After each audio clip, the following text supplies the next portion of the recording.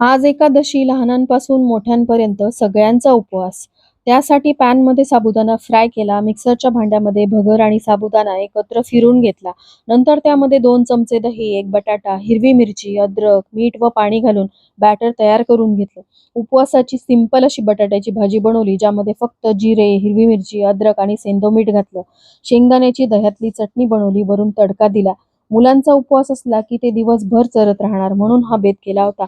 जेणेकरून त्यांचं पोटही भरेल आणि उपवासही घडेल. बॅटरचे क्रिस्पी डोसे मुलांना दिले आणि मुलं देखील खुश झाली. त्यानंतर मायक्रोवेव्ह केलेले रताळे मी घेतले. रताळ्यांची सालं काढून घेतली. 1 पॅकेट मी त्यामध्ये मिल्क पावडर घातलं. चिमूटभर बेकिंग सोडा घातला आणि या सगळ्या मिश्रणाला एकजीव करून घेतलं. छोट्या-छोट्या आकाराचे याचे गोळे तयार केले. पहिल्यांदाच मी रताळ्याचे गुलाबजामुन बनवले आणि ही आमची सुगरण बघा, हिला देखील मध्ये-मध्ये करायचं असतं. तर अशी होती आमची एकादशी दुप्पट खाशी. पण काय करणार, मुलांसाठी करावंच लागतं. बाय.